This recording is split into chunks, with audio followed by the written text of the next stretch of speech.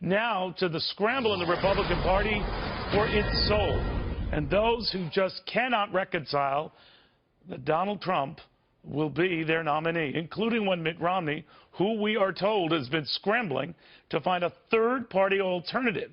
He, like some of these others who are very angry at Donald Trump and think he would be a poor representative for the party's ideals, have been scouring the earth looking for some third-party alternative. You've heard Nebraska Senator, Sass mentioned. You've also heard Mark Cuban mention. Well, that would be interesting because it would be, billionaire versus billionaire. But neither seem to be much interested in the job, which brings us to billionaire donor Stanley Hubbard, who says enough is enough. Mr. Hubbard, too, was no fan of Donald Trump, but in the end, he says the people have spoken, and he is going to back Mr. Trump, as Republican voters have. Stanley, very good to have you. Welcome. Nice to hear from you, Neil. All right, you've heard all the hullabaloo on anyone but Trump. It's a list that seems to be shrinking rapidly. But what do you make of this latest effort to find someone as a third-party alternative? You know, as my son Stan, our son Stan, said to me this morning, isn't it something? All these people who were so afraid that Trump would go off if he wasn't the candidate, he'd go off and back somebody else. Now these same people are yelling and screaming they don't want to back Trump. I mean, what is this? A double standard? It's nonsense.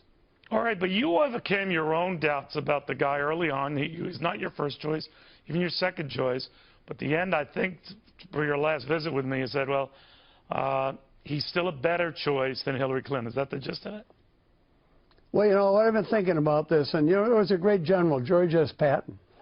And before World War II started, the high command thought about throwing him out because he wasn't a gentleman. He didn't speak nicely in front of women. He was uncouth. But guess what? He did a great job, and we need probably someone that says it the way it is, and perhaps someone who isn't accepted in all parlors, but one who will tell the American people, here's what we have to do, let's go get him, and not pull punches. And apparently Mr. Romney and others don't like that. I like it. And I think the American people like it. I want my kids to do well, my grandkids to do well, and we've got to change the direction of the country. All right, so you talk about your kids and grandkids.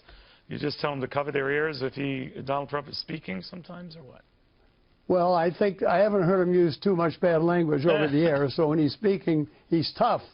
And Patton was probably used language that Donald Trump doesn't use. What we need is somebody that's got guts and who isn't afraid to say what has to be done, and that's Donald Trump. You know, Stanley, we were talking about guys like you have committed their resources, whatever you can do to help Donald Trump out. Sheldon Adelson, the big casino operator, committing $100 million to do just that. But it hasn't been like a groundswell of support among the donor community. That might still materialize. But are you worried that Donald Trump financially could have a late start getting this going? No, I don't think. I'm not worried about him financially because he does just fine on Fox and other channels, and he'd probably get away without spending any money because he's a great promoter. But it's a different game, right? It's a different game than a general election where you'd assume that either party's nominee is going to get a lot of media attention, right? Yes, it is a different game, but he's an unusual horse in the game. And I have to stand up and back him because I want the best for our country. And I'm sorry if people like Romney don't like him. Too bad. And I'll tell you, let's remember Ross Perot, Mr. Romney. You see what happened when Ross Perot ran? That's exactly what will happen this time. If you guys want Hillary Clinton as president, then have a third candidate.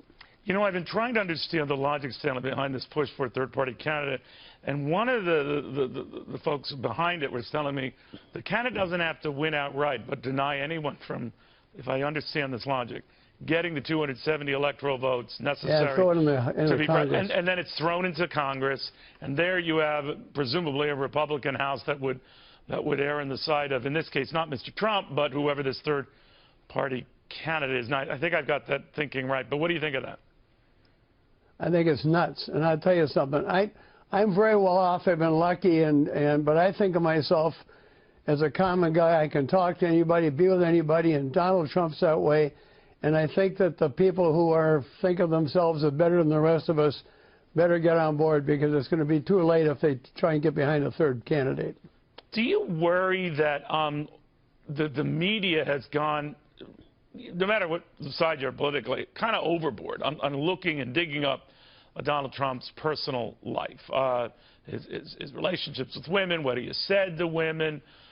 You know, it's been exhaustive stuff, the likes of which was never done to the degree we're seeing it now with Donald Trump, with then Senator Barack Obama. And I'm wondering, there are those diehard Trump fans who will vote for him no matter what.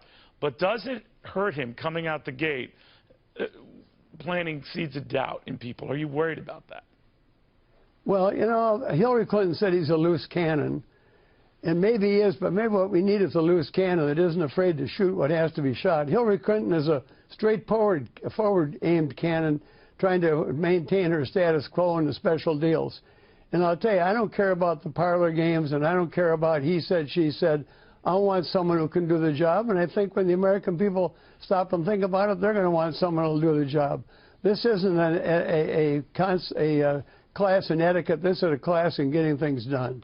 You know, Donald Trump has been reluctant to release his tax returns. Others read into that he's got something to hide. Does it bother you? No, it doesn't bother me a bit. I'm sure that he, like anybody else, would take advantage of whatever the tax code offers in the way of deductions or whatever, and who cares? So it matters squat to you?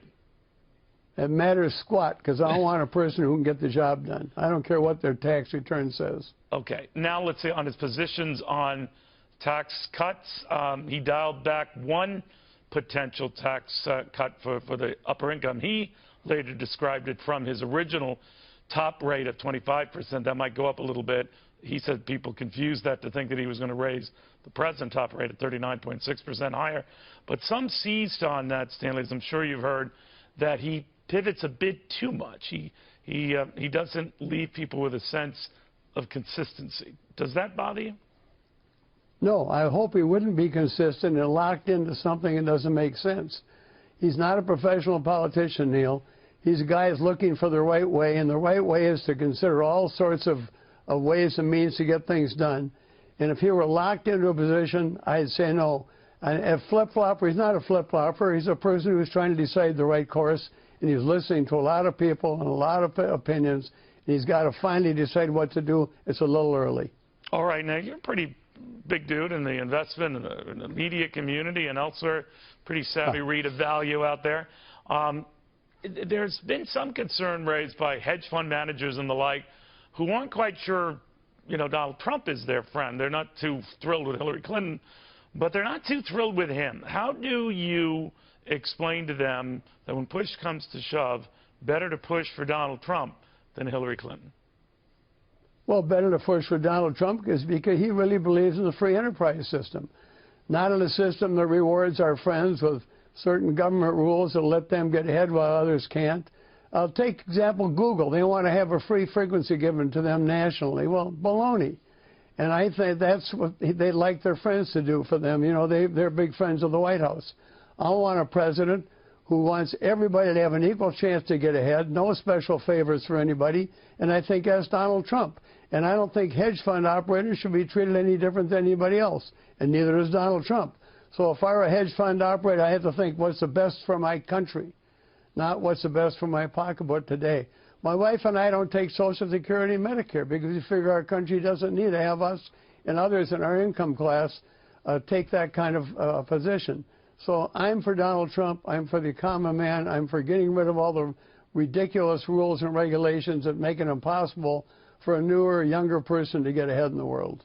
You know, as someone who's a pretty savvy reader of the broadcasting world, I would be curious what you make of what's going on in the interests of Yahoo right now, the fact that Apple got the interest of Warren Buffett, two enterprises that got Warren Buffett's interest. What do you make of that? What is he signaling?